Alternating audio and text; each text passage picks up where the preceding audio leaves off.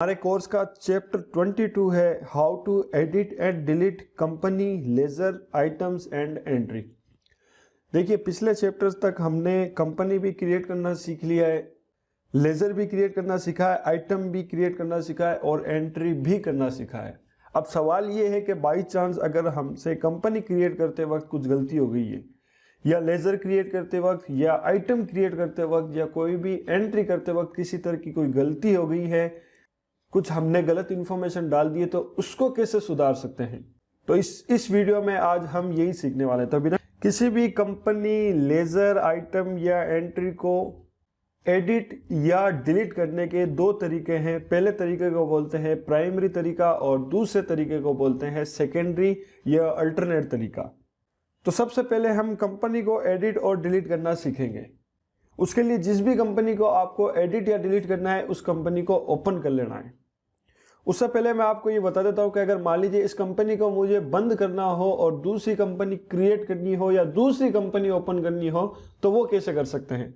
इसके लिए फंक्शन बार में आप यहाँ पे देखेंगे एक ऑप्शन है जहाँ पे लिखा हुआ है शट कंपनी। शट का मतलब होता है बंद करना और इसका शॉर्टकट है Alt+F1। तो कीबोर्ड में मैं जैसे ही Alt+F1 दबाऊंगा, ये जो कंपनी अभी मेरी खुली हुई है XYZ सैमसंग शोरूम, ये बंद हो जाएगी। तो कीबोर्ड में मैं Alt+F1 दबाता हूँ तो आप देख सकते हैं जो कंपनी खुली हुई थी वो कंपनी बंद हो गई है। अब यहाँ पर हमारे पास ऑप्शन आ रहा है सेलेक्ट कंपनी, यानी आप अगर मान लीजिए कोई दूसरी कंपनी को ओपन करना चाहते हैं तो सेलेक्ट कंपनी पर एंटर कर सकते हैं, या अगर कोई दूसरी कंपनी क्रिएट करना चाहते हैं तो क्रिएट कंपनी पर एंटर कर सकते हैं। तो इस तरह आप टैली में एक नहीं, दो नहीं, तीन नहीं, जितनी आपकी मर्जी है उतनी कंपनी आप क्रिएट कर सकते हैं। तो फिलहाल मैं उसी कंपनी को वापस ओपन करूंगा, तो उसके लिए मैं सेलेक्ट कंपनी पर एंटर करूंगा। तो ओपन करने से पहले एक बात और बताना चाहता हूँ, ये आप देख रहे हैं XYZ सैमसंग शोरूम है, इस कंपनी को एक नंबर मिले हुए हैं जो नंबर है 10,000। इसी तरह अब जब दूसरी कंपनी बनाएंगे उस कंपनी के नंबर होंगे 10,001, इसी तरह 10,002, 3, 4, 5, 6, 7, इस तरह आगे से आगे चलता रहता है। तो ये नंबर आपको याद रखने, जैसे इस कंपनी का जो नंबर है वो 10,000 नंबर है और ये क्या काम आता है वो मैं आपको आगे बताऊंगा। तो इस कंपनी को ओपन कर लेता हूँ। अब मुझे इस कंपनी को एडिट करना है और या डिलीट करना है, तो कैसे करूंगा उसके लिए आप फंक्शन बार में आप यहाँ पे देख सकते हो एक ऑप्शन है कंपनी इन्फो। इसका शॉर्टकट है Alt+F3। तो कीबोर्ड में मैं जैसे ही Alt+F3 दबाऊंगा तो कुछ इस तरह की विंडो ओपन होगी। अब यहाँ पर आपको एक ऑप्शन मिलेगा अल्टर, जिसका शॉर्टकट है A, या तो यहाँ पे आकर के एंटर कर सकता हूँ या कीबोर्ड में मैं A प्रेस करूंगा। तो A प्रेस करता हूँ, यहाँ पर अल्टर का ऑप्शन ओपन हो जाएगा। अब आपसे ये पूछेगा कौन सी कंपनी आप एडिट करना चाहते हैं, तो मैं XYZ सैमसंग शोरूम को एडिट करना चाहता हूँ, तो इस पर मैं एंटर कर दूंगा। अब आप देख सकते हैं वो विंडो ओपन हुई है जहाँ पर हमने ये कंपनी सबसे पहले बनाई थी। तो यहाँ पर मान लीजिए मैंने इस कंपनी का एड्रेस नहीं डाला था, या पिन कोड नंबर गलत डाल दिए थे, मोबाइल नंबर, ईमेल एड्रेस या कंपनी का नाम कुछ भी गलत डाला हो, वो आप इसको एडिट कर सकते हैं। जैसे मान लीजिए अगर आपको कंपनी का नाम सही करना है तो आप यहाँ पे कर सकते हो XYZ सैमसंग शोरूम, जो भी आपको करना है वो आप यहाँ पे एडिट कर सकते हो। इसका एड्रेस आप वापस डाल सकते हो, नियर गांधी चौक, जोधपुर।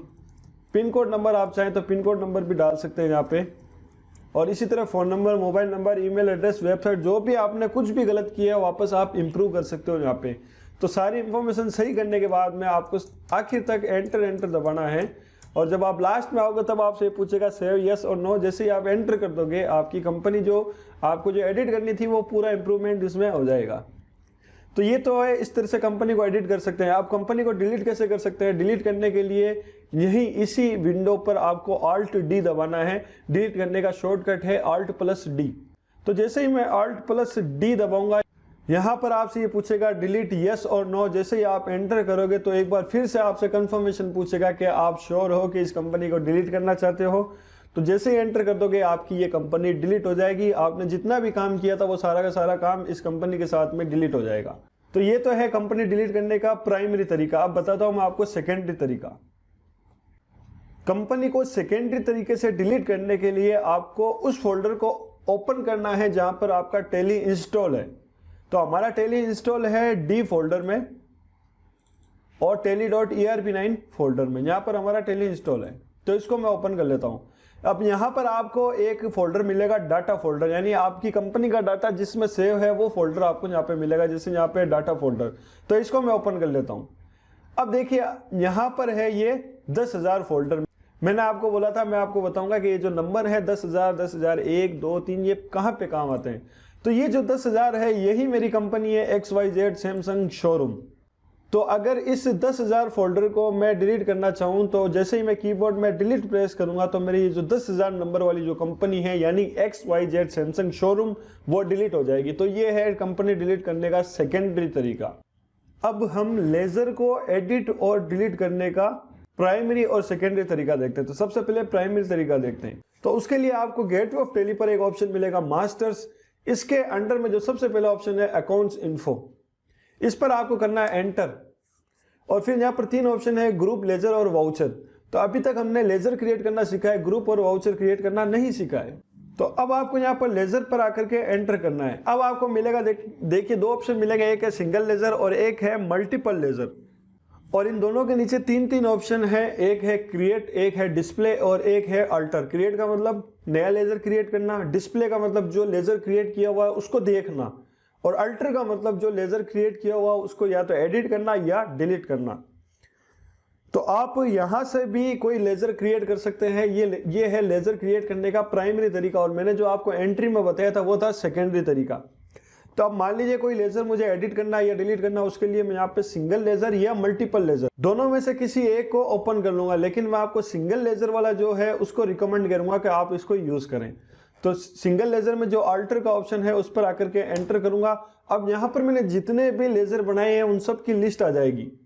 आज तक मैंने जितने भी लेजर क्रिएट किए हैं, जैसे हमने Agristar genetic private limited, Bayer crop science, CGST, IGST, कृषि बीज भंडार, प्लाई किंग कंपनी, इन सब के लेजर हमने क्रिएट किए थे। तो वो सब यहाँ पर मेरे सामने आ गए हैं।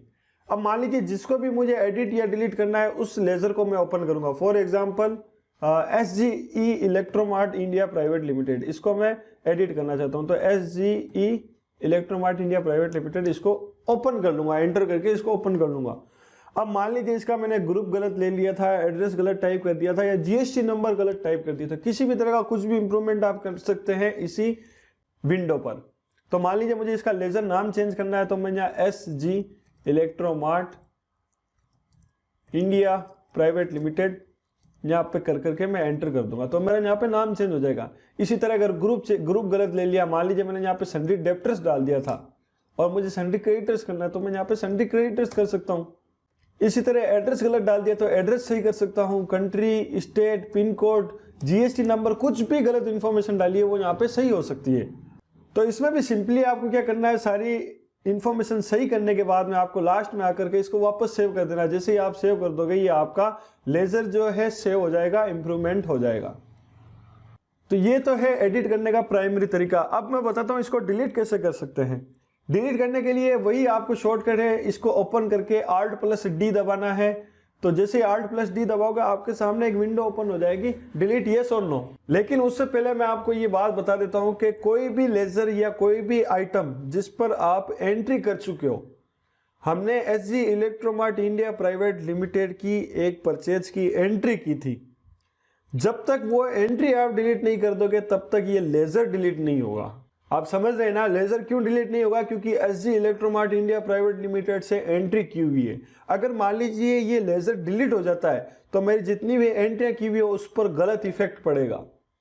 इसलिए यहाँ पर Alt+D जो फंक्शन है वो काम ही नहीं करेगा। इसका मतलब सिंपल सी बात ये है कि अगर मान लीजिए आप कहीं पे Alt+D दबाते हैं और वो फंक्शन काम नहीं करता है, तो इसका मतलब सिंपल सी बात ये कि आपने उसको यूज करते हुए कहीं ना कहीं किसी ना किसी एंट्री में आपने उस लेजर को यूज किया है। चाहे वो परचेज की एंट्री में किया हो, चाहे सेल्स की, चाहे पेमेंट की, चाहे रिसिप्ट की, कोई भी एंट्री में आपने उस लेजर को यूज किया है, इसलिए वो डिलीट नहीं हो रहा है।